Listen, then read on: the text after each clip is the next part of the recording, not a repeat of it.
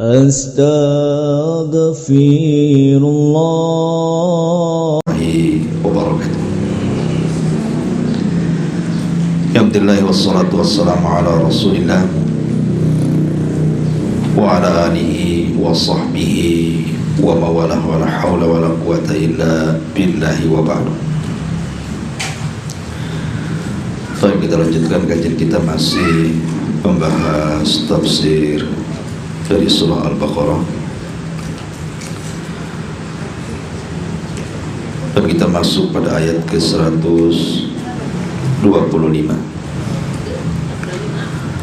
A'udzu billahi minasyaitonir rajim. Bismillahirrahmanirrahim.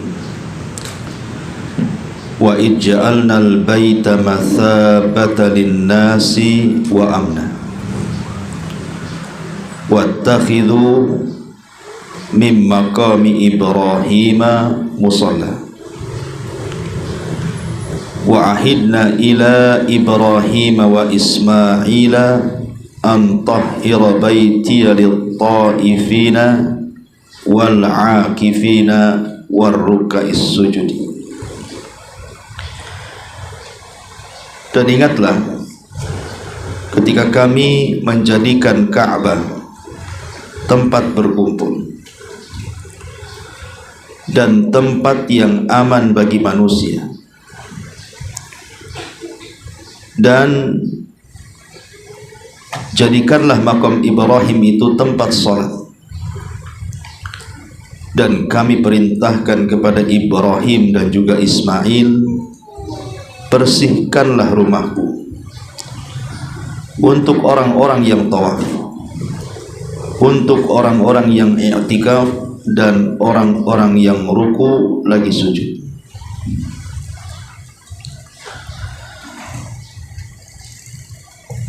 Di sini Allah Subhanahu wa taala masih menceritakan tentang kisah Nabi Allah Ibrahim dan juga Ismail alaihi salatu wassalam tentang pembangunan Ka'bah. Allah katakan, dan ingatlah ketika kami menjadikan al-baita. Al-baita, maksud al-bait di sini artinya Ka'bah, karena nama Ka'bah itu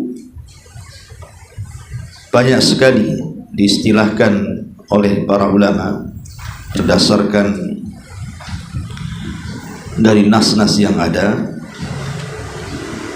Di antara nama-nama Ka'bah itu adalah Al-Ka'batu, Ka'bah. Kemudian yang kedua Al-Baitu, sebagaimana dalam ayat ini. Kemudian yang ketiga Al-Baitul Atiq. Kemudian yang keempat Al-Masjidul Haram. Kemudian juga Al-Baitu Al-Haram. Jadi ini diantara nama-nama untuk istilah Ka'bah. Ada juga Ka'bah itu disebut Bakkah, Al-Baniyah. Tapi yang jelas bahwa nama-nama ini sebutan untuk satu nama yang kita kenal dengan Ka'bah. Dan secara kaidah, apabila satu benda kemudian memiliki banyak nama, menunjukkan benda tersebut memiliki keagungan dan keistimewaan di sisi Allah Subhanahu wa taala. Seperti Ka'bah. Ka'bah itu disebut juga Baitullah. Artinya kalimat al-bait diidhafahkan kepada Allah Subhanahu wa taala. Dan penyandaran al-bait, rumah, kepada Allah Subhanahu wa taala disebutkan para ulama sebagai idhafatut tasyrif, penyandaran kemuliaan. Sesuatu yang disandarkan kepada Allah pasti dia mulia. seperti naqatullah, untanya Allah, sebagai mukjizat daripada Nabi Saleh. Atau ketika Allah menyebutkan kalimat ruh kepada Adam alaihi salatu wassalam, Allah katakan fa idza sawaituhu wa nafakhtu min ruhi, ruhku. Karena ruh Adam itu punya kemuliaan karena dinasabkan atau diidhafahkan kepada Allah subhanahu wa ta'ala. Ma'asyiral muslimat yang dimuliakan Allah subhanahu wa ta'ala, dan kita tahu bahwa Ka'bah adalah awwalu baitin wudi'a linnas, rumah yang pertama diletakkan bagi manusia yang digunakan untuk ibadah. Dan di tempat inilah pertama kali bumi diibadahi, karena ketika itu belum ada tempat yang cocok untuk digunakan beribadah kepada Allah Azza wa Jal kecuali Baitullah Al-Haram. Disitulah Adam dan Hawa pertama kali beribadah kepada Allah subhanahu wa ta'ala. Adapun Ka'bah sendiri, ada yang mengatakan bahwa yang pertama kali membangun adalah para malaikat. Jadi malaikat membangun Ka'bah atas perintah Allah subhanahu wa ta'ala untuk dijadikan tempat pertama beribadah bagi Adam dan juga Hawa. Kemudian setelah itu Adam alaihi salatu wassalam. Kemudian setelah itu dibangun lagi oleh putranya Syith ibnu Adam. Tapi kemudian dengan jaraknya yang panjang antara Syith dan juga Ibrahim alaihi salatu wassalam, maka Ka'bah sempat hancur dan tidak tersisa kecuali pondasinya. Makanya Ibrahim alaihi salatu wassalam dan Ismail berusaha mencari pondasi Ka'bah, kemudian setelah ketemu ditinggikan kembali. Wa idh yarfa'u Ibrahimul qawa'ida wa Ismail. Dan ingatlah ketika Ibrahim dan juga Ismail meninggikan pondasi Ka'bah. Kemudian setelah itu adalah kabilah Amalikoh dan juga Jurhum. Kemudian setelah itu Qusay ibn Kilab. Kemudian setelah Qusay ibn Kilab sampai kepada turunannya bangsa Quraisy. Dan itu di zaman Nabi SAW belum diangkat menjadi Nabi, ketika itu usianya masih belasan tahun. Terjadi perang saudara antar kabilah yang kemudian menghancurkan sebagian bangunan Ka'bah, ditambah ada banjir sehingga merobohkan sebagian bangunan Ka'bah. Maka oleh orang-orang Quraisy akhirnya kemudian dirobohkan kembali atas saran Al-Walid ibn Mughirah. Kemudian di zaman Abdullah ibn Zubair, di zaman Abdullah ibn Zubair artinya kekuasaan setelah Muawiyah ibn Yazid ibn Muawiyah. Jadi Muawiyah dulu berkuasa setelah masa Khulafaur Rasyidin 30 tahun. Kemudian Muawiyah meninggal, diganti oleh putranya Yazid bin Muawiyah. Kemudian Yazid meninggal, diganti putranya Muawiyah ibn Yazid. Tetapi kemudian terjadi chaos politik sehingga banyak kekacauan. Maka dari arah Madinah, Abdullah ibn Zubair memproklamirkan diri menjadi khalifah kaum muslimin. Lah saat Abdullah bin Zubair kemudian berkuasa, inilah dia robohkan Ka'bah, kemudian dibangun kembali dan persis seperti bangunan Ibrahim. Karena di masa Quraisy Ka'bah itu tidak dibangun seperti bangunan Nabi Ibrahim. Kenapa? Karena kurang dana. Dananya kurang.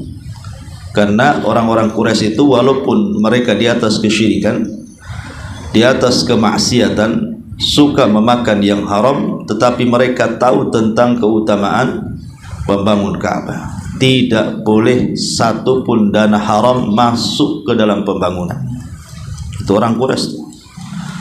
Terus sekarang orang bangun masjid yang haram pun masuk kan itu ya. Tidak peduli, penting jadi. Jadi karena kurang dana akhirnya tidak terbangun secara keseluruhan. Hanya dibangun separuh. Yang tadinya persegi panjang jadi kotak. Sehingga yang tidak terbangun kemudian dibuat penghalang bahwa itu bagian daripada Ka'bah. Makanya ada tembok melingkar di situ. Yang orang-orang menyebutnya sebagai Hijar Ismail. Itu dulu masuk dalam bangunan Ka'bah. Dan di masa sebelum dirombak oleh orang-orang Quraisy itu,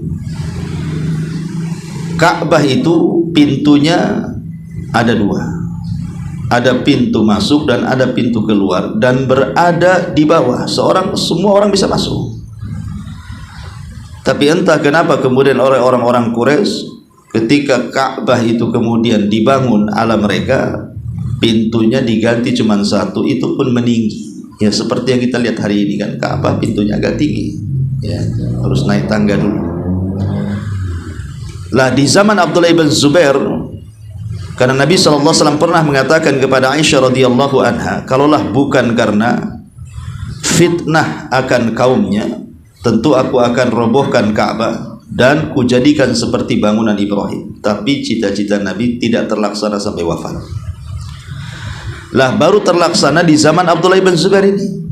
Betul-betul Ka'bah itu dibentuk seperti bangunan Ibrahim alaihi salatu wassalam.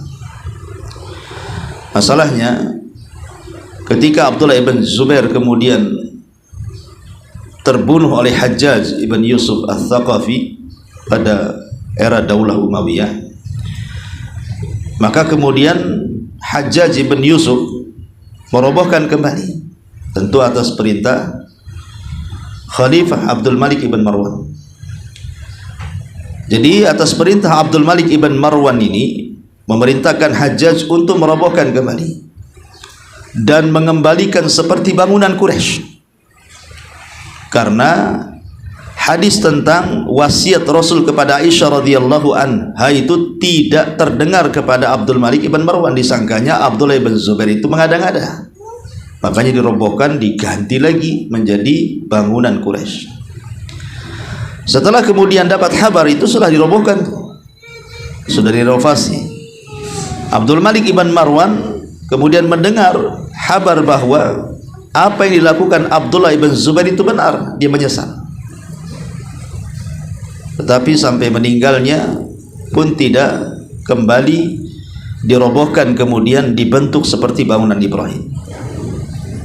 Lah pada masa kekuasaan berikutnya, ketika itu Imam Malik rahimahullah ta'ala menjadi Imam Darul Hijrah, ulama satu-satunya yang terkenal kealimannya di negeri Madinah.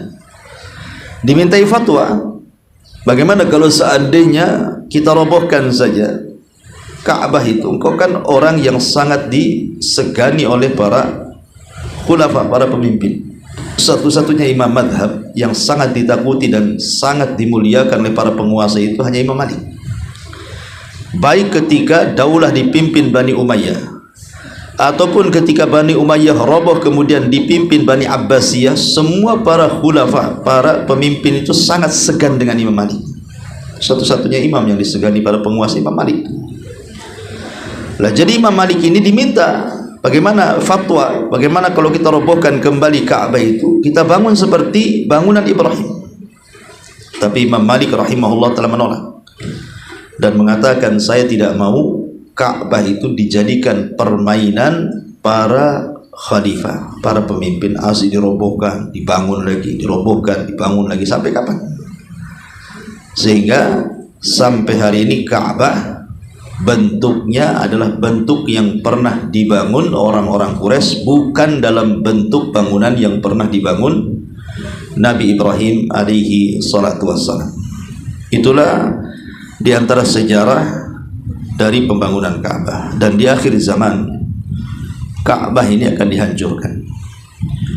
oleh seorang laki-laki yang berasal dari Habasyah, Ethiopia, dari negeri Abraha, namanya Dzu Suwaiqataini. Di zaman sebelum lahirnya atau 50 hari sebelum lahirnya Nabi SAW terjadi peristiwa perang gajah yang dipimpin oleh Abrahatul Asram dengan pasukan gajahnya untuk menghancurkan Ka'bah. Tapi gagal karena Allah gagalkan niat buruknya, sehingga Allah kirim burung ababil dan Allah azab mereka. Tapi nanti di akhir zaman muncul tokoh dari negeri si Abraha ini, Ethiopia, membawa pasukan besar dipimpin oleh Dzu Suwaiqataini. Dan itu peristiwanya setelah wafatnya Isa bin Maryam, setelah lewat 3 peristiwa alamat kiamat besar. Munculnya Dajjal, kemudian Isa bin Maryam turun, kemudian munculnya Ya'juj wa Ma'juj. Setelah Dajjal meninggal dibunuh oleh Isa, kemudian Ya'juj dan Ma'juj juga dibinasakan karena azab yang turun dari Allah Subhanahu wa taala. Kemudian Isa sempat hidup beberapa tahun setelahnya, sampai akhirnya Isa pun sempat haji. Setelah kemudian Isa meninggal, maka Mekah itu tidak ada yang dikunjungi lagi. Tidak ada orang yang berkunjung ke Mekah. Artinya tidak ada orang haji, tidak ada orang umroh lagi sama sekali. Disinilah kemudian datang laki-laki dari negeri Habasyah, Ethiopia, namanya Dzu Suwaiqataini, membawa pasukan, kemudian merobohkan Ka'bah sampai kemudian rata dengan tanah dan digali, diambil pembendaharaan yang ada di bawah Ka'bah itu. Dan itu terjadi di salah-salah tanda-tanda kiamat besar. Taib asyrul muslimat yang dimuliakan Allah Subhanahu wa taala. Adapun Ka'bah sendiri, kita tahu bahwa Ka'bah itu di antara disebutkan oleh para ulama keutamaannya, dia sendiri adalah kiblat bagi kaum muslimin. Ka'bah itu menjadi kiblat bagi kaum muslimin, di mana kita diperintahkan Allah Subhanahu wa taala untuk berkiblat. Jadi saat kita sholat menghadap ke Ka'bah itu bukan sebagaimana prasangka orang, Islam ini sama juga dengan agama penyembah berhala, katanya. Kalau mereka menyembah pohon, menyembah macam-macam, Islam juga sama, menyembah batu, katanya. Karena sujudnya mengarah ke batu, maksudnya Hajar Aswad. Lalu apa bedanya? Kita katakan kita tidak menyembah batu, kita menyembah Allah Azza wa Jalla.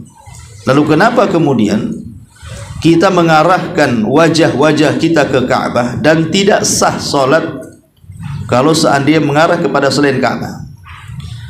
Maka kita jawab bahwa Ka'bah itu dijadikan kiblat untuk tauhidul muslimin, untuk menyatukan kaum muslimin.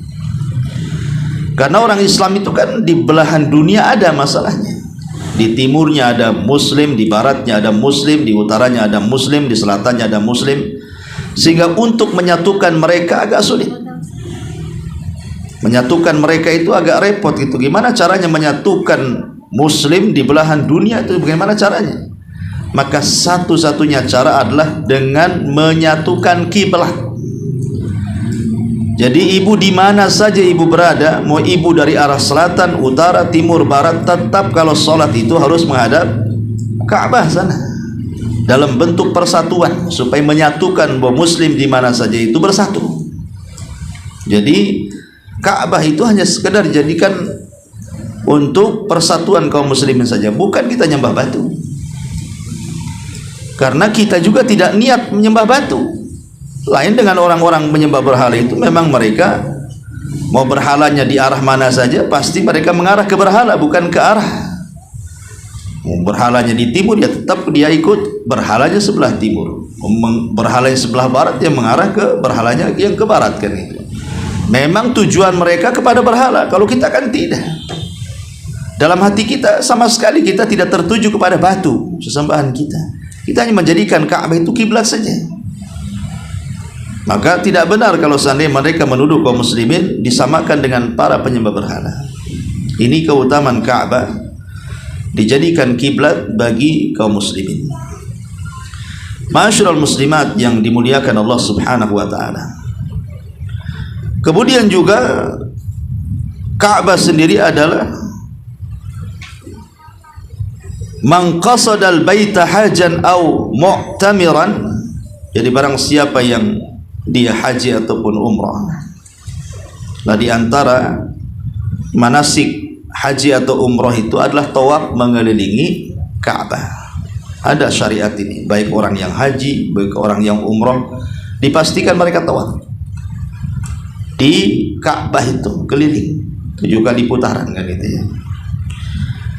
Dan Nabi SAW ketika menyebutkan keutamaan haji, kata Nabi SAW, man ata hadzal bait, siapa yang mendatangi rumah ini, maksudnya Ka'bah, falam yarfus walam yabsuk, dia tidak mengeluarkan kata-kata kotor, dia tidak melakukan perbuatan fasik, raja'a min dzunubihi ka yaumi waladathu ummu, maka dia akan kembali dan akan dihapuskan dosa-dosanya seperti hari ketika ia dilahirkan oleh ibundanya.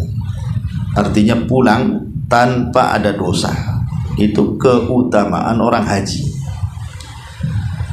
Tetapi tidak cukup sampai di sini tentunya kan, karena ada hadis yang lebih tinggi derajatnya yang menunjukkan kemuliaan orang yang haji itu, di mana Nabi SAW mengatakan al-hajjul mabrur laisa lahul jaza illa al-jannah. Haji yang baik itu balasannya yang pantas itu hanya surga saja. Jadi bukan hanya dihapuskan dosanya seperti anak yang melahirkan, lebih daripada itu. Balasan yang cocok untuk yang haji itu adalah surga kalau dia mabrur. Ya, kalau dia mabrur artinya hajinya memperbaiki dirinya. Ketika dia pulang dari haji itu, kehidupannya lebih baik daripada sebelumnya, ibadahnya lebih baik, sholatnya lebih baik, puasanya lebih baik, muamalahnya lebih baik, dan begitu seterusnya. Itulah mabrur. Jadi ada bekas hajinya gitu. Kemudian yang ketiga, bahwa awalu masjidin wudi'a fil ardi, masjid pertama yang diletakkan di bumi adalah Masjidil Haram. Dan apabila disebut Masjidil Haram, tentu mencakup Ka'bah di situ. Dalam hadis Abi Dzar Al-Ghifari radhiyallahu an, Abi Dzar ini bertanya kepada Nabi SAW, ya Rasulullah, ayyu masjidin wudi'a fil ardi awal, masjid mana yang pertama diletakkan di bumi ini? Maka Rasul mengatakan Al-Masjidul Haram, Masjidil Haram. Kalau disebut Masjidil Haram artinya Ka'bah. Ya. Qultu, kemudian aku katakan, tsumma, kemudian mana lagi? Yang keduanya. Kemudian Rasul mengatakan Al-Masjidul Aqsa. Disebut Aqsa itu karena jauh jaraknya. Kemudian Abu Dzar mengatakan kam bainahuma, berapa jarak waktu pembangunan Masjidil Haram dengan Masjidil Aqsa itu? Qala, maka Rasul mengatakan arba'una sanatan, 40 tahun. Jadi Masjidil Haram dulu dibangun 40 tahun setelahnya Masjidil Aqsa. Lah, adapun kalau Masjidil Haram yang meninggikan bangunannya berdasarkan nas Al-Quran adalah Ibrahim. Walaupun tadi saya sebutkan bahwa yang pertama kali adalah malaikat, kemudian Adam, kemudian Syith, yaitu ijtihad para ulama. Tetapi berdasarkan nas daripada Al-Quran, yang pertama membangun siapa? Ibrahim. Tapi meninggikan, bukan membangun dari awal. Sebagaimana Masjidil Aqsa yang meninggikan siapa? Nabiullah Sulaiman. Nabiullah Sulaiman alaihi salatu wassalam. Kemudian juga tadi sudah saya singgung bahwa tempat pertama kali Allah diibadahi di bumi ada di Ka'bah. Tempat pertama kali Allah diibadahi di permukaan bumi adalah Ka'bah. Karena ketika Allah Subhanahu wa taala turunkan Adam, ada yang mengatakan di Sri Lanka, India sana, kemudian Hawa di Jeddah, kemudian saling mencari, kemudian berjumpa di Arafah, kemudian berdoa, Rabbana zalamna anfusana wa illam taghfir lana wa tarhamna lanakunanna minal khasirin. Doa inilah kalimat pertama yang diucapkan manusia. Ya Rabb kami sudah mendolimi diri kami. Jika engkau tidak mengampuni dosa kami dan tidak merahmati kami, kami termasuk orang-orang yang rugi. Inilah kalimat pertama diucapkan manusia. Dan kalimat ini Allah turunkan, Allah ajarkan kepada Adam. Maka Adam dan Hawa pun mengucapkannya. Akhirnya Adam dan Hawa pun kemudian diampuni dosa-dosanya, dibersihkan dosa-dosanya. Maka siapapun yang wukuf di Arafah bagi orang yang haji, kemudian dia membaca Rabbana zalamna anfusana wa illam taghfir lana wa tarhamna lanakunanna minal khasirin, maka dia akan diampuni dosa-dosanya. Karena hari Arafah itu hari diampuni dosa, turun rahmat Allah Azza wa Jalla. Makanya setelah Adam diampuni dosa-dosanya, barulah kemudian Adam diizinkan masuk tanah haram. Karena tanah haram itu tanah suci, tidak boleh melakukan dosa di situ. Makanya setelah bersih dosanya baru masuk ke tanah haram, kemudian mengarah ke Ka'bah. Disitulah kemudian Adam dan Hawa beribadah. Itulah ibadah pertama manusia di permukaan bumi, di mana Allah pertama kali diibadahi di situ, di Ka'bah itu. Siapa? Adam dan Hawa di situ, yang kemudian menjadi turun temurun sampai hari ini. Ma'asyiral muslimat yang dimuliakan Allah Azza wa Jalla, itulah sekilas tentang kalimat al-bait. Wa ij'alnal baita masabatan linnas. Apa disebut masabah di sini? Artinya masabah. Ada dua penafsiran para ulama. Masabah itu artinya marji, tempat kembali. Jadi Ka'bah itu tempat kembali. Ketika Nabi Ibrahim alaihi salatu wassalam rampung membangun Ka'bah dan juga Ismail putranya, dan kemudian Allah subhanahu wa ta'ala merintahkan Ibrahim untuk menyeru manusia supaya datang melaksanakan ibadah haji. Ibrahim ketika itu mengatakan kepada Allah, ya Rabb, bagaimana caranya aku memberitahu manusia? Tidak mungkin aku harus berjalan ke barat, ke timur, ke selatan, ke utara, menjumpai manusia, mengajak mereka untuk haji. Mustahil. Negeri ini jauh-jauh. Maka Allah subhanahu wa ta'ala mengatakan, ya Ibrahim, aku tidak perintahkan kau untuk berjalan ke barat, ke timur, ke selatan, ke utara. Tidak. Cukup engkau berteriak dari tempat itu. Maka Ibrahim pun berteriak ke arah timur, barat, selatan, utara, mengajak manusia untuk haji. Dan suara Ibrahim itu dihantarkan oleh Allah. Dan ini mukjizatnya Nabi Ibrahim, di mana Ibrahim berteriak dari Ka'bah, tapi suaranya didengar seantero dunia dan masuk ke hati-hati kaum muslimin, ke hati-hati manusia di zaman itu. Dan kemudian bisikan-bisikan haji itu akan terus dikumandangkan sampai menjadi syariat yang disyariatkan dalam Islam, bahkan dijadikan satu di antara 5 rukun Islam. Lah ketika suara Ibrahim menembus telinga, masuk ke hati-hati manusia, maka sejak itulah Ka'bah dicintai manusia sampai hari ini. Tempat yang tidak bosan diziarahi itu cuman Ka'bah. Kalau ibu ziarah ke Singapura bosan, nggak usah ke Singapura, bosan 2 kali 3 kali saya ke situ, ke Barelang sajalah gitu. Jadi tempat-tempat yang lain itu 1-2 kali sudah bosan, pengen ke tempat baru lagi. Tapi Ka'bah itu tidak akan bosan, karena dia masabah, tempat kembali. Walaupun ibu sudah umroh sekali 2 kali, pengen umroh lagi. Walaupun sudah haji sekali 2 kali, pengen haji lagi. Ya, karena dia dijadikan masabatan linnas, tempat kembali manusia. Sebagaimana Allah mengatakan, tahwi ilaihim, hati manusia dicondongkan kepada Ka'bah itu. Kemudian penafsiran yang kedua, masabatan linnas. Masabah itu artinya diambil dari kata sawab, pahala. Jadi kami jadikan Baitullah Al-Haram itu, orang-orang yang memakmurkannya akan mendapatkan pahala besar. Makanya kita kalau menjelaskan keutamaan orang yang sholat di Masjidil Haram, berapa kali lipat? 100.000 kali lipat. Kalau di Masjid Nabawi kan 1.000 saja. Ibu sholat 1 rakaat, atau sholat anggaplah sholat sunnah 2 rakaat tahiyatul masjid, atau sholat sunnah wudu, atau sholat sunnah witir, sholat sunnah qiyamul lail, tahajud, maka sekali sholat di Masjid Nabawi itu sama dengan 1.000 kali sholat di masjid manapun yang ada di dunia. Itu kalau Masjid Nabawi. Kalau Masjidil Aqsa lebih rendah lagi pahalanya, 500. Jadi kalau sholat di Masjidil Aqsa sama dengan 500 kali sholat di masjid-masjid yang lainnya.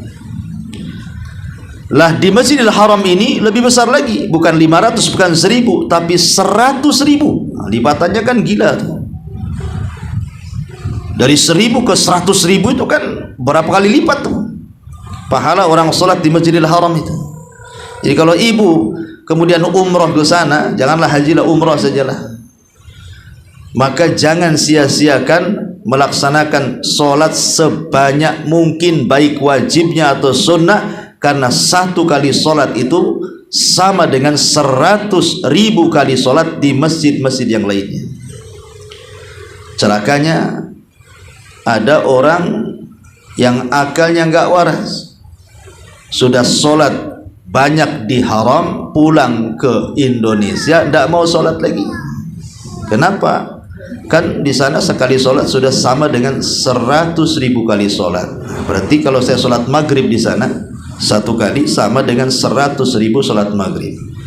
Umur saya saja mungkin tidak sampai segitu, nggak usah sholat lah, saya sudah dapat stok katanya 100.000. Nah, ini kan orang ini hilang akalnya. Maksudnya itu bandingan pahala. Kalau sholat ya tetap wajib sholat itu. Mau di Mekah, mau di sini tetap wajib. Kalau meninggalkan sholat wajib berdosa gitu. Jangan bilang ada stok pahala. Karena kita tidak tahu sholat kita diterima atau tidak, kan begitu. Tergantung keikhlasan. Jadi masabatan linnas artinya juga diartikan dari kalimat thawab, atau dari kalimat thawb kembali. Ya. Wa amna, dan dijadikan Ka'bah itu tempat yang aman. Kalimat aman ini juga ada 2 penafsiran. Maksudnya aman secara al-qadari dan aman secara syar'i. Aman secara takdir Allah.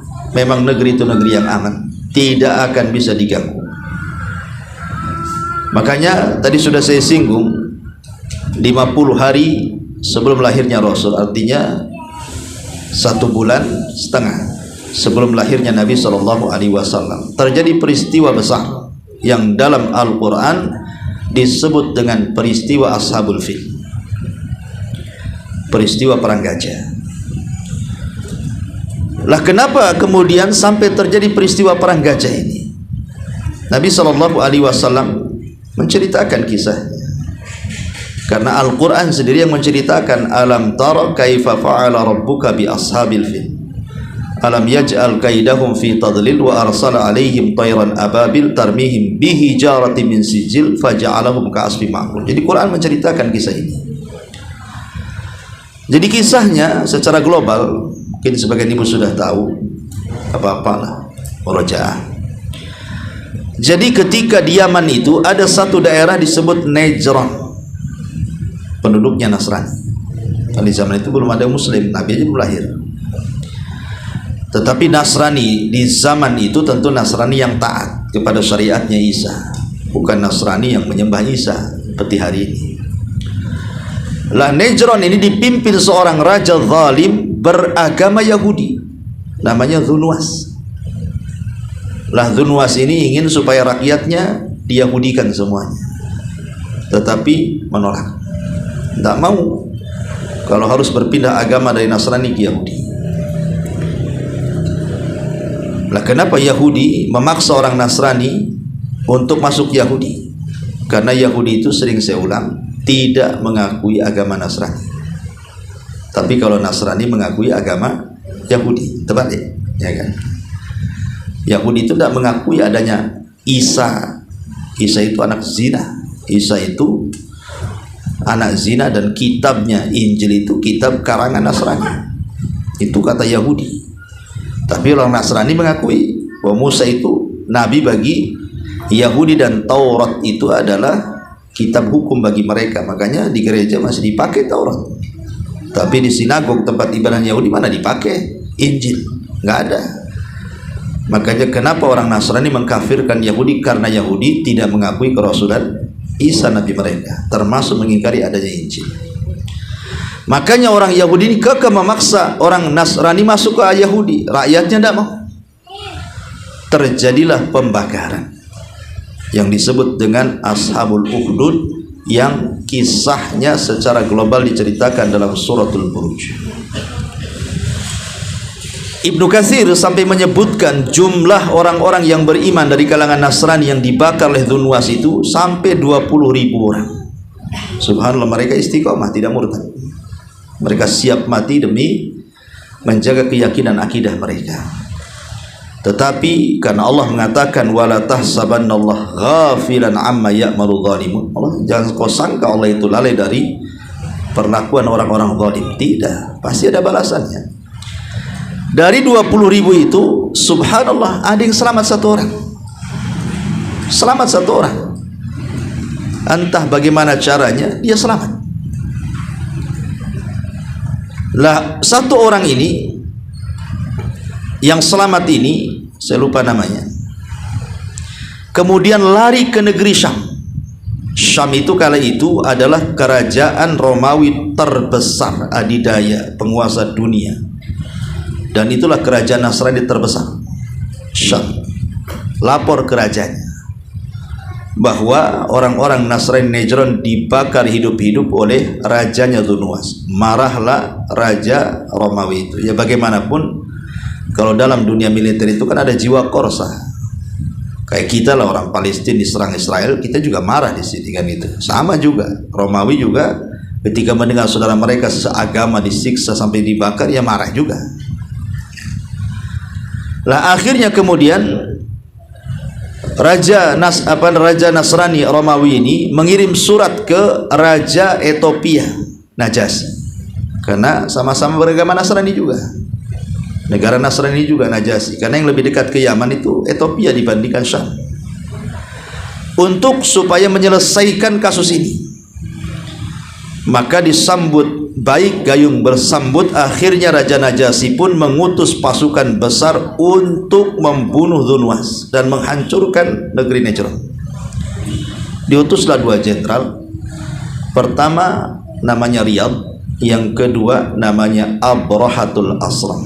Disinilah muncul nama Abraha. Berangkatlah 2 jenderal dari Najasyi membawa pasukan besar dari Ethiopia mengarah ke Najran, Yaman. Sampai di Najran dihancurkan tuh orang-orang Najran tuh, sampai rajanya dibunuh Dzunwas itu dan dilempar ke lautan. Akhirnya kemudian Najran secara keseluruhan Yaman dikuasai dan di bawah kekuasaan Ethiopia, Habasyah. Lah ketika itu 2 jenderal ini rebutan untuk menjadi penguasa, Riyad dan juga Abraha. Karena tidak mungkin dalam satu negeri ada dualisme kekuasaan kan, itu pasti akan bermasalah. Akhirnya Abraha pun mengajak mubarazah, adu tanding sampai mati, duel gelut gitu ya, dengan Riyad ini. Di awal pertarungan Riyad berhasil kemudian menebas muka daripada Abraha sampai separuh hidungnya, kemudian lepas, jadi ditebas ininya, separuh hidungnya hilang. Kemudian bibirnya juga ketebas juga. Makanya dalam bahasa Arab, kalau bibir ini kemudian ketebaskan, kemudian sebagiannya terpotong dan hidung ini terpotong, disebut asram namanya. Makanya kemudian Abraha disebut Abrahatul Asram. Mukanya jelek karena hidungnya sudah rata, ya, putus gitu ya, dan sebagian bibirnya putus, maka disebut Abrohatul Asram. Tapi di ujung perkelahian dengan kelicikan Abroha, dia bisa membunuh Riyad. Maka sejak itulah Abroha menjadi pemimpin Najran, karena Riyad sudah dibunuh dia. Ketika Raja Najasyi mendengar bahwa kok ada jenderalnya dibunuh, marah dia, karena dikhawatirkan pasti Abroha ini ada niat buruk. Masa kawannya dibunuh? Pasti dia hendak memberontak kan itu. Makanya Najasyi akhirnya mengirim surat kepada Abroha, karena engkau sudah membunuh jenderalku, tunggu saja pasukanku akan datang, engkau akan kucari dimanapun berada dan akan kubantai. Abroha cerdas. Supaya meyakinkan Raja Najasyi bahwa dia masih di bawah kekuasaan Ethiopia, dia pun mengirim surat. Kemudian meletakkan di kotak tanah Yaman, sebagian tanah Yaman, kemudian potongan rambut dia, dan perhiasan-perhiasan harta rampasan perang ghanimah dikirim sebanyak-banyaknya ke Ethiopia. Seolah-olah Abraham mengatakan, aku masih mengikuti arahan daripada Raja Ethiopia Najasyi. Sampai ketika diyakinkan seperti itu, Najasyi akhirnya turun tensinya, tidak marah lagi karena yakin Abraham masih di bawah kekuasaan dia. Maka dinobatkanlah Abraham menjadi pemimpin Yaman di bawah kekuasaan Ethiopia Habasyah. Karena kebiasaan orang-orang Ethiopia dengan orang Arab kan berbeda, bahasanya jauh berbeda, apalagi kebiasaannya.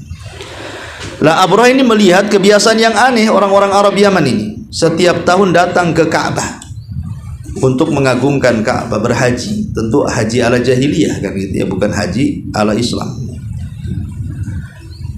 Sehingga kemudian mencari tahu ada apa. Dikiranya Abroha itu, Ka'bah itu bangunan yang indah, bangunan yang megah, bangunan yang cantik, sehingga menjadi pusat orang-orang bergerak ke situ setiap tahunnya, dijadikan tempat wisata. Soalnya begitu dalam otak Abroha itu. Dari sudah terpikir, kalau memang yang dijadikan alasan orang-orang datang ke Ka'bah itu karena bangunannya indah, aku pun bisa buat.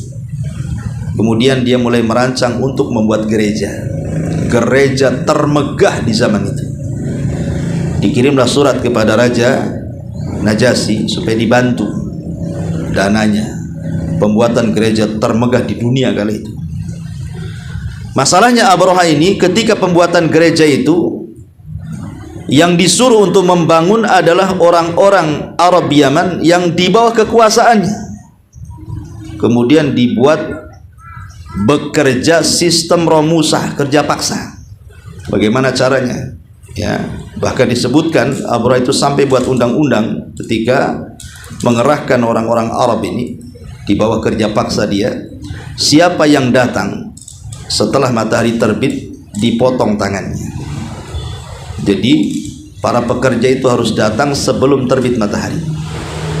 Kalau dia telat dan datang setelah terbit matahari, udah langsung dipotong tangannya. Ya takutlah orang-orang itu. Makanya karena dengan cara tekanan seperti itu, pembuatan gereja ya tidak lama, cepat akhirnya. Karena dibuat undang-undang seperti itu. Akhirnya terbangunlah gereja termegah dan tertinggi. Saking tingginya, kalau ada orang kayak saya ini pakai peci kemudian nenggak seperti ini pecinya sampai jatuh. Makanya gerejanya disebut Kulais. Gerejanya Abroha itu disebut Kulais. Kulais itu diambil dari kolam suah. Kolam suah itu artinya peci. Karena kalau nenggak pecinya tuh jatuh ke belakang. Makanya gerejanya saking tinggi disebut Kulais namanya. Nah setelah diresmikan, maka Abroha mengirim sinyal dan surat kepada setiap kabilah Arab untuk berhenti mendatangi Ka'bah. Disuruh datang ke gerejanya, karena gerejanya jauh lebih indah dibandingkan Ka'bah yang ia pikirkan. Rupanya tidak ada satupun orang Arab yang datang. Kenapa? Kan ini bukan soal bangunan, ini soal keyakinan. Merubah keyakinan itu bukan sesuatu yang mudah. Disangkanya Abroha ini perkara-perkara bangunan, bukan. Ini perkara keyakinan. Ka'bah itu yang membangun Nabi Ibrahim, dan itu berakar berurat tentang keutamaannya dan tersemat di hati-hati orang-orang Arab secara keseluruhan, mengagungkan Ka'bah karena itu bangunan sakral. Bukan masalah keindahan bangunan, sebab kalau indah-indah aja gerejanya Abraha lebih indah kan. Tapi tidak ada satupun kemudian yang datang ke gerejanya. Sampai satu hari ajakan Abraha ini sampai di telinga kabilah Kinanah. Kabilah Kinanah itu kabilah yang dekat dengan Ka'bah. Marah orang-orang Bani Kinanah ini. Akhirnya ada anak muda yang pemberani, nekat, jalan kaki dari Mekah Bani Kinanah itu sampai ke Yaman Son'a sana. Kemudian malam-malam datang ke gerejanya, buang hajat di tengah gerejanya, diberakin sama dia. Kemudian dia ngirim sinyal pesan yang menyakitkan hati Abraha. Dari situlah Abraha marah. Ya, pasti yang melakukan ini adalah orang yang mengagungkan Ka'bah. Kalau begitu, sebagaimana dia sudah menghinakan gerejaku, akan kuhinakan Ka'bah. Maka disitulah Abraha mempersiapkan pasukan besar. Berangkatlah Abraha dari Yaman dengan pasukan menuju Mekah. Sebelumnya dia menyurati surat kepada Najasyi Ethiopia untuk didatangkan gajah, karena di Arab nggak ada gajah. Yang ada gajah itu ya di Afrika sana, di Ethiopia, ya. Maka didatangkan gajah, ada yang mengatakan 12 ekor, ada yang mengatakan 8 ekor, ada yang mengatakan 4 ekor. Yang jelas tidak banyak gajahnya, karena tujuan gajah itu untuk menghancurkan Ka'bah dengan cara ditarik dengan gajah. Jadi Ka'bah itu persegi 4, nanti diikat ujung sini sama rantai, diikat ujung situ sama rantai, diikat ujung, nanti rantainya diikatkan ke gajah, nanti gajahnya bergerak, jadi nanti akan hancur gitu. Tujuannya itu, kenapa dibawa gajah itu? Jadi untuk menghancurkan Ka'bah dengan cara seperti itu, menarik dengan rantai, nanti gajahnya supaya jalan gitu ya. Berangkatlah Abraha. Lah sebenarnya kabilah-kabilah kecil Arab ini berusaha menghalang-halangi walaupun di atas kesyirikan mereka. Seperti ada Raja Dzunafar membawa pasukan kecil hendak melawan pasukan besar, ya kaulah. Akhirnya tertangkaplah Dzunafar, ditawan oleh Abraha, dan ketika hendak dibunuh, maka Dzunafar memberikan penawaran, jangan kau bunuh wahai Abraha, jadikan aku tawananmu, boleh jadi satu hari aku bisa bermanfaat untukmu.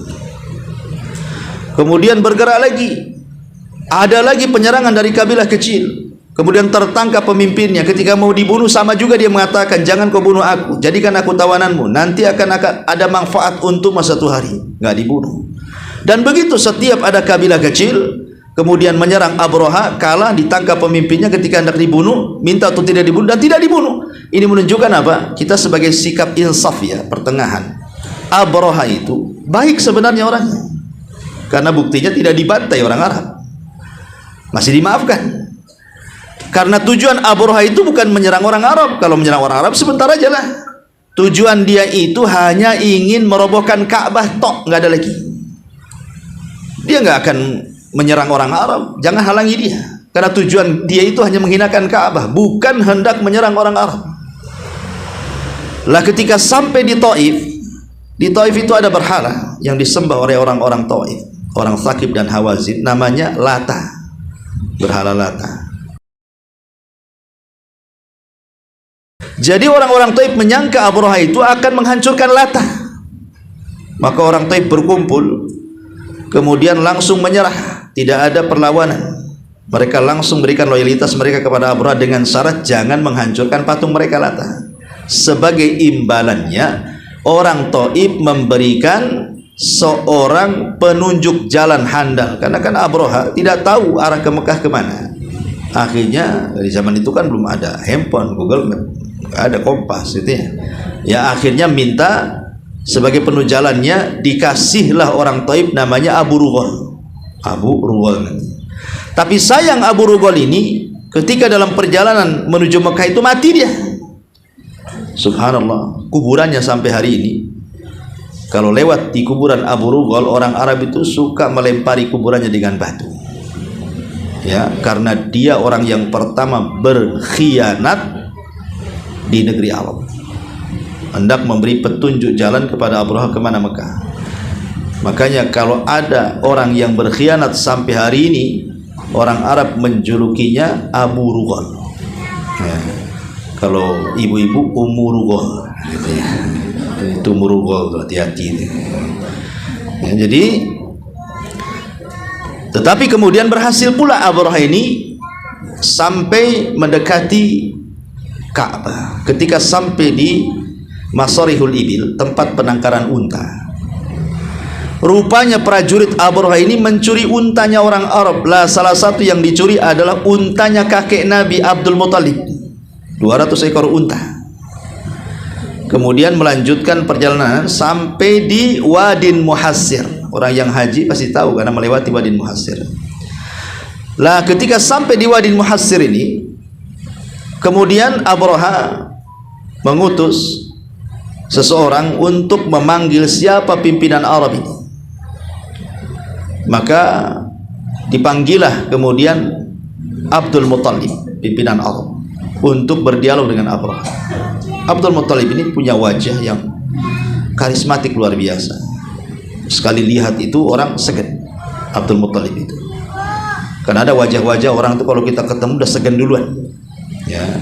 Tapi ada wajah-wajah ya biasa saja. Nah, Abdul Muttalib ini tipe orang yang punya wajah itu sangat ganteng, bercahaya, sehingga Abraha sendiri saking penuh karisma itu sampai turun dari gajahnya dia. Dia tidak mau ngobrol di atas gajah, ngampar di padang pasir. Kemudian Abraha ini, karena Abraha ini tidak bisa bahasa Arab, Abdul Muttalib juga nggak bisa bahasa Ethiopia, akhirnya berbicara dengan menggunakan penerjemah. Jadi saling bilang sama penerjemah ini, bilang sama dia ngomong begini, yang satunya bilang sama penerjemah ngomong begitu. Lah ketika Abraha ini, salah satu pembicaraan dengan Abdul Muttalib adalah minta ide, kira-kira kalau dia menghancurkan Ka'bah, apa yang akan disikapi oleh orang-orang Arab Quraisy dan sekitarnya. Mau perang-perang, tapi tujuan saya menghancurkan Ka'bah, jangan dihalangi. Tetapi Abdul Muttalib sama sekali tidak mereken, nggak mereken sama sekali, artinya tidak menanggapi soal tujuan Abraha yang datang menghancurkan Ka'bah, bahkan tidak disinggung. Yang disinggung soal unta. Kamu sudah mencuri unta saya loh 200, kembalikan unta saya. Disinilah kemudian Abraha agak kesal. Dia cerita Ka'bah, tempat yang diagungkan orang Arab mau dihancurkan, kok tenang-tenang saja kan itu, kok nggak disinggung pula, malah cerita unta pula, ya. Tetapi Abdul Muttalib membuat satu kata-kata bijak yang ternukilkan sampai hari ini bagi orang-orang Arab, dan mengatakan, ya Abraha, kalau tujuanmu menghancurkan Ka'bah, hancurkan saja, aku gak ada urusan dengan Ka'bah. Tetapi urusanku denganmu adalah untaku mana. Kenapa? Karena ana rabbul ibil, saya ini pemilik unta. Mana unta saya? Adapun Ka'bah itu rabbun yahmi, punya Rabb sendiri, punya Tuhan sendiri yang akan melindungi. Itu bukan urusan saya. Ka'bah itu ada tuannya, ada yang punya, dialah Allah. Nanti yang punya yang melindungi. Adapun unta itu aku yang punya, aku yang melindungi. Gak ada urusan dengan Ka'bah, serang-serang sana katanya. Akhirnya Abraha ini kan baik, dikembalikan untanya. Ya kalau mau kan gak dikembalikan untanya, dan tidak dibunuh Abdul Muttalib. Setelah dikembalikan untanya, Abdul Muttalib bergegas pergi. Sebelum kemudian Abraha sampai di Ka'bah, Abdul Muttalib mengingatkan orang-orang di sekitar Ka'bah untuk menyingkir dari situ, supaya jangan ada terjadi korban. Setelah tidak ada orang lagi, dia masuk ke dalam Ka'bah, kemudian berdoa kepada Allah Azza wa Jalla. Lihat orang-orang musyrik di zaman itu, karena Abdul Muttalib penyembah berhala, ya. Orang-orang musyrik di zaman itu kalau waktu susah nyembah Allah mereka, tapi waktu senang nyembah Lata, Uzza, Manat, Hubal. Itulah bedanya orang musyrik dulu dengan orang musyrik sekarang. Kalau orang musyrik dulu syiriknya di waktu senang saja, tapi di waktu susah bertauhid orang itu. Tapi orang sekarang tidak, mau senang mau susah syirik aja. Waktu susah datang ke dukun, udah kaya makin banyak dukunnya, dan itu ya supaya jangan miskin lagi. Padahal Allah mengatakan ta'arraf ilallah fi rahaya arifka fi sidah, kenali Allah di waktu senang, nanti Allah kenal kamu di waktu susah. Jangan kenal Allah di waktu susah, nanti Allah tidak kenal di waktu senang, ya. Lah setelah berdoa agar Ka'bah dilindungi dan penduduknya, Abdul Muttalib pergi. Lah Abraha ini sudah sampai Wadin Muhassir, artinya sudah dekat dengan Ka'bah tuh. Ketika hendak bergerak, gajahnya pula tak mau bangun. Sampai-sampai dikisahkan untuk membangunkan Ka'bah itu sampai Abraha membawa api, obor api itu, kemudian diletakkan di bawah perut gajah supaya kepanasan, kan berdiri itu. Nggak mau berdiri juga, sampai dicambuk, sampai dipukul, pokoknya nggak mau betah, tapi deprak dia. Tapi kalau dibangunkan kemudian diajak balik ke Yaman, mau pula dia balik. Nah, itulah Ka'bahnya aneh, itu gajahnya aneh itu. Pokoknya ke arah mana terserah, dia langsung bangun, ayo gitu. Tapi kalau ngarah Ka'bah tidak mau pula dia. Nah, itulah anehnya. Ya, sampai kepada gajah yang paling besar yang ditunggangi oleh Abraha yang namanya Mahmud. Ya. Siapa yang punya suami Mahmud? Nah, itu gajahnya Abraha. Jadi Mahmud itu gajahnya Abraha itu sampai yang paling besar pun tak mau, pimpinan gajahnya itu. Dari situlah maka Abraha pun sudah putus asa, karena tujuan bawa gajah kan untuk menghancurkan Ka'bah gitu, dengan gajah-gajah. Tapi gajahnya tak mau. Maka akhirnya kemudian ditinggalkanlah gajah-gajah itu dan hendak bergerak dengan jalan kaki dan dengan pasukan kuda. Tapi tiba-tiba langit digelapkan, kemudian ketika dilihat ke atas, rupanya di langit sudah banyak ribuan burung berwarna hitam dari burung-burung laut. Setiap burung membawa 3 batu. Ada yang mengatakan setiap batu ada nama yang akan ditembaknya. Ya. Akhirnya kemudian Allah Subhanahu wa taala merintahkan burung-burung laut itu yang Al-Qur'an bahasakan ababil, kemudian disuruh melempar batu itu. Subhanallah. Allah sebutkan dalam Quran ka'asfi ma'kul, seperti daun yang dimakan ulat. Lihatlah daun kalau dimakan ulat, hancur, lubang-lubang. Nggak ada yang selamat daun dimakan ulat. Seperti itu. Jadi kalau nembak kepala, wajah tembus dari tengkuknya, nembak dada tembus dari punggungnya, mati semuanya.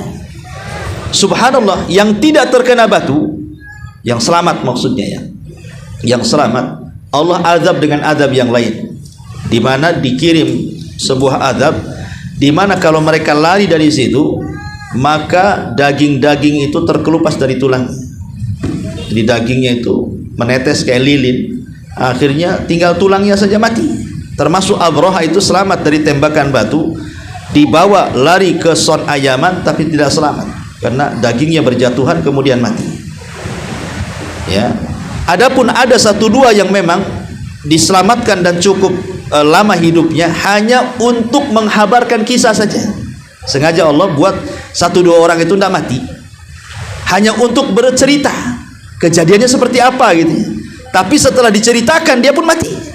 Artinya tidak ada yang selamat tuh. Satu pun pasukan Abraha mati semuanya, se-Abraha-Abrahanya.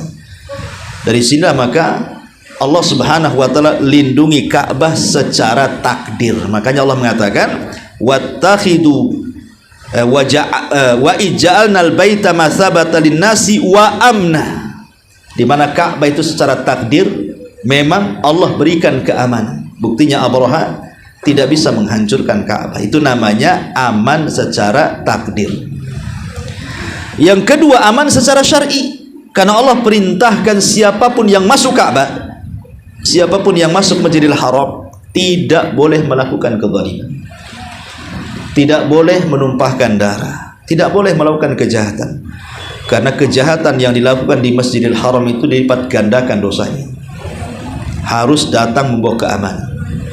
Makanya kisah yang pernah saya ceritakan ketika menceritakan kisah Imam Mahdi, ketika ada fitnah Juhaiman al-Atyubi dengan 200 pasukan terorisnya, kemudian mengepung Masjidil Haram selama 2 minggu sampai terjadi pertumpahan darah.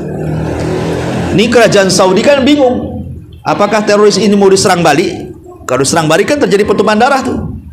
Sementara tidak boleh melakukan pertumpahan darah di Masjidil Haram, tapi masalah ini kuasai teroris. Itu kan kejadiannya baru saja itu 1979 atau 1980, masih baru kan kejadian teroris ini ya, yang diketuai oleh Juhaiman al-Atyubi, yang ketika itu mengarang-arang cerita kemunculan Imam Mahdi namanya Muhammad ibn Abdillah al-Qahtani. Bayangkan itu kejadiannya sholat subuh, imam lagi takbiratul ikhram, langsung didorong, diambil mic-nya, berceramah soal Imam Mahdi. Tiba-tiba kemudian pengikut yang 200 itu bawa peti isinya senjata rupanya. Akhirnya senjata itu diambil, ditodongkan ke semua jemaah haji, dipaksa untuk baiat kepada Imam Mahdi yang dibawa oleh Juhaiman al-Atyubi. Kalau tidak ditembak. Akhirnya kerajaan ini bingung, ada apa kok kisru-kisru di Masjidil Haram itu. Diutus polisi untuk mengintai. Baru saja polisi datang, ditembaki, mati semua. Nah, dari sini maka kerajaan Saudi minta fatwa. Gimana nih? Kan tidak boleh tumpah-tumpah darah di Masjidil Haram. Tapi karena ini sudah darurat, maka Hay'ah Kibarul Ulama, kerajaan Saudi memberikan fatwa boleh menyerang balik. Karena ini darurat. Ya, ini keselamatan jemaah haji. 50.000 jemaah haji itu. Keselamatannya harus dijaga dari teroris ini. Akhirnya didatangkan pasukan besar, dikepung Masjidil Haram sampai akhirnya semua ditumpas, dan yang selamat ditangkap kemudian dieksekusi mati, termasuk Juhaiman al-Atyubi dan Muhammad ibn Abdullah al-Qahtani yang mengaku Imam Mahdi itu. Jadi sampai berfatwa kan itu, karena tidak boleh orang masuk ke Masjidil Haram itu kecuali bawa keamanan, apalagi menumpahkan darah, tidak boleh. Makanya minta fatwa dulu pada para ulama. Tapi karena sudah darurat ya terpaksa lah. Akhirnya perang 2 minggu perang, banyak yang mati. Ya, Masjidil Haram pun banyak yang rusak, namanya dibom, ditembak, hancur kan di zaman itu, di tahun 1979 atau 980 itu. Alhamdulillah akhirnya 200 teroris ini diamankan dan dieksekusi mati. Makanya fitnah disebut fitnah Juhaiman, ya kan? Nah, di sini Allah mengatakan mathabata linnasi wa amna. Wattakhidu mim maqami Ibrahim musalla. Ada 2 bacaan yang dibaca Nabi. Kalau di sini Allah mengatakan wattakhidu, bisa juga dibaca wattakhudu. Kalau wattakhidu fi'il amr, perintah. Kalau wattakhudu itu fi'il madhi, artinya habar. Jadi maknanya penghabaran atau perintah. Kalau dijadikan wattakhudu artinya mereka menjadikan makam Ibrahim tempat sholat. Tapi kalau wattakhidu ini perintah, jadikan makam Ibrahim tempat sholat. Dua-duanya benar qiraahnya. Bisa dibaca wattakhudu, bisa dibaca wattakhidu. Maqama Ibrahim musalla. Apa sih makam Ibrahim ini? Ma'asyiral muslimat yang dimuliakan Allah Azza wa Jalla, makam Ibrahim ini adalah satu tempat yang digunakan oleh Nabi Ibrahim apabila selesai pekerjaan membangun Ka'bah. Kemudian ingin melihat hasilnya, beliau membuat semacam tapak supaya agak tinggi, dia berdiri di situ. Karena zaman itu kan belum ada tangga, belum ada apa. Ya Ka'bah setinggi yang bisa dicapai Nabi Ibrahim, dan orang dulu kan tinggi-tinggi. Ya mungkin Nabi Ibrahim ya setinggi Ka'bah itulah gitu ya. Karena kalau sekarang kan ada kren, bisa lebih tinggi lagi kan ya, pakai kren itu ya.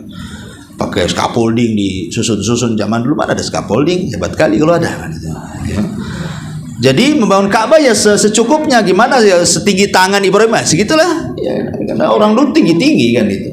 Sekarang ya iyalah pendek-pendek. Jadi kalau Ibrahim lelah letih, maka Ibrahim kemudian istirahat di makam itu sambil melihat, dia berdiri. Makanya di makam itu ada 2 tapak kaki Ibrahim. Karena Ibrahim suka berdiri di situ, maka ada bekasnya di situ. Ya. Lah makam Ibrahim ini, subhanallah, makam Ibrahim ini dia dekat dengan Ka'bah. Jadi dia itu apa namanya, menyatu dengan Ka'bah. Kalau sekarang kan jauh tuh dari Ka'bah, ada 10 meter kalau sekarang nih jarak makam Ibrahim dengan Ka'bah. Dulu itu nyatu makam Ibrahim itu dengan Ka'bah. Padahal di Ka'bah di masa Nabi itu ada 350 berhala kurang lebih itu yang bertengger mengelilingi Ka'bah itu. Subhanallah. Dari 350 berhala yang dihancurkan Rasul saat Fatu Mekah, tidak ada satupun orang Quraisy yang menyembah makam Ibrahim. Nggak ada, coba. Dari sekian berhala itu, makam Ibrahim terlewatkan, nggak disembah. Subhanallah. Hikmahnya apa? Hikmahnya karena nanti ada syariat di mana Nabi SAW diperintahkan Allah untuk sholat di belakang makam Ibrahim sebagai sholat sunnah tawaf. Kalau orang tawaf 7 putaran, setelahnya kan sholat sunnah 2 rakaat di belakang makam Ibrahim. Seandainya makam Ibrahim itu sempat saja disembah oleh orang-orang Quraisy, apa kata orang-orang Quraisy ketika kemudian Rasul salat di belakang makam Ibrahim itu? Oh, lihat, dia juga salat menghadap berhala kami kan itu. Tapi Allah selamatkan, tidak disembah. Ya. Lah Umar bin Khattab radhiyallahu an ketika itu sempat meminta kepada Nabi sallallahu alaihi wasallam sebagaimana dalam sebuah riwayat. Jadi Umar bin Khattab radhiyallahu an datang kepada Nabi sallallahu alaihi wasallam. Rasul, bagaimana kalau seandainya kita jadikan makam Ibrahim ini tempat salat? Maka fanazala, turunlah ayat tentang perintah salat, di mana Allah Subhanahu wa taala berfirman, wattakhidhu min maqami Ibrahim musalla. Jadi syariat salat 2 rakaat, dalam rakaat pertama membaca qul ya ayyuhal kafirun, rakaat kedua membaca qul huwallahu, itu ya. Itu adalah saran daripada Umar sebenarnya, dan dibenarkan dengan wahyu, karena Umar itu kan orangnya dikenal dengan muhaddats, mulham. Jadi kalau seandainya kata Rasul ada nabi sepeninggal Rasul, Umarlah orangnya. Karena kalau dia ngasih ide itu selalu mencocoki wahyu. Dan banyak seperti masalah syariat hijab. Ketika Umar mengatakan, Rasul, suruhlah istri dan anak putrimu itu berhijab supaya jangan disakiti manusia. Turun ayat hijab. Ya, itu idenya Umar sebenarnya, supaya dibedakan gitu ya. Istri-istrimu dan anak perempuanmu dari wanita-wanita yang lain supaya tidak disakiti, kata Umar. Akhirnya turun ayat hijab tuh. Ya. Termasuk juga masalah pengharaman khamr. Umar yang meminta kepada Allah, minta agar Allah menjelaskan tentang khamr, akhirnya turun tentang pengharaman khamr. Termasuk juga syariat salat di belakang makam Ibrahim, itu idenya Umar, akhirnya turun ayat wattakhidhu min maqami Ibrahim musalla. Lah di zaman Umar bin Khattab radhiyallahu an, di zaman Umar itu kan jemaah haji makin banyak. Otomatis kan semakin tahun semakin banyak jemaah haji itu, sehingga makam Ibrahim itu membuat risih jemaah haji. Kalau tawaf itu risih jadinya karena posisinya menghalangi. Jadi oleh Umar bin Khattab dipindah makam Ibrahim itu, dijauhkan dari Ka'bah. Ya, sebab kalau seandainya sholat di belakang makam Ibrahim nanti kan ngalangi orang tawaf.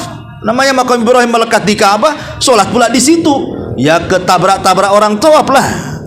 Makanya Umar punya ide supaya tidak menghalangi orang tawaf, sehingga terganggu dengan orang yang sholat di belakang makam Ibrahim, dipindah sama Umar. Akhirnya digeser, yang tadinya melekat dengan Ka'bah digeser sekitar 9 sampai 10 meter dari Ka'bah itu. Makanya makam Ibrahim terpisah. Jadi yang memindahkan makam Ibrahim itu Umar ibnil Khattab radhiyallahu anhu. Jadi yang tadinya melekat di Ka'bah digeser ke belakang supaya tidak menghalangi orang tawaf. Jadi orang sholat di belakang makam Ibrahim itu aman, dia nggak diterjang-terjang orang tawaf.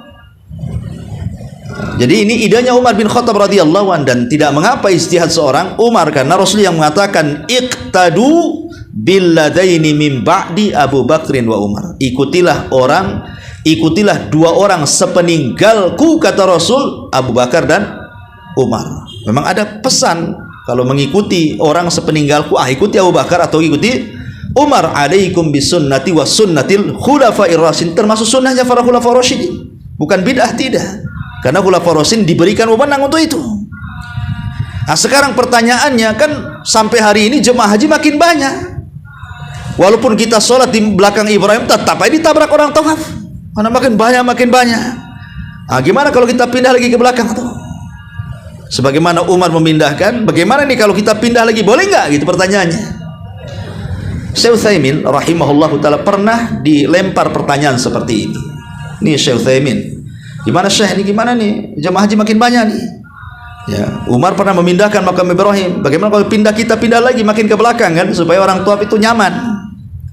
Maka Syekh Utsaimin menyampaikan fatwa daripada Syekh bin Baz. Jadi ketika Syekh bin Baz menyampaikan kajian, adalah seseorang yang melontarkan ide seperti itu untuk menggeser makam Ibrahim, dan Syekh bin Baz menganggap baik, termasuk Syekh Ibrahim juga menganggap baik.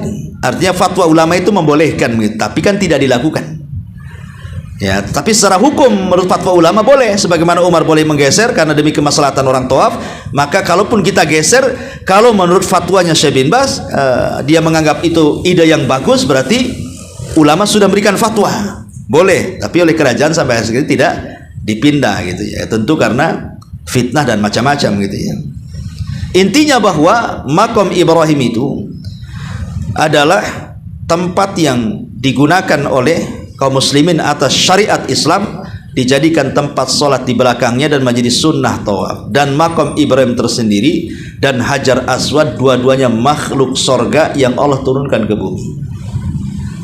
Karena ada 4 makhluk sorga yang diturunkan ke bumi: 1 Hajar Aswad, 2 makam Ibrahim, 3 sungai Nil, dan 4 sungai Efrat. Nil dan Efrat itu maksudnya air yang pertama kali kalau sekarang ya enggak. Yang pertama kali airnya itu ya dari alirannya dari sorga. Sekarang ya air bumi lah. Hajar Aswad pun dulu kalau yang aslinya kan putih, dia bercahaya, tapi karena dosa kesyirikan orang-orang Arab akhirnya menjadi hitam. Maka kemudian disebut Hajar Aswad. Dan makam Ibrahim itu tempat pijakan kaki Ibrahim itu dari yakut, perhiasan yang sangat mahal gitu ya. Dari sorga lagi, yakut dunia saja mahal, apalagi dari sorga. Ya, makanya kenapa Dzuswaikotain itu ingin menggali Ka'bah, karena di situ banyak perhiasan, ya, banyak pembendaharaan di bawah Ka'bah itu, makanya ini dihancurkan.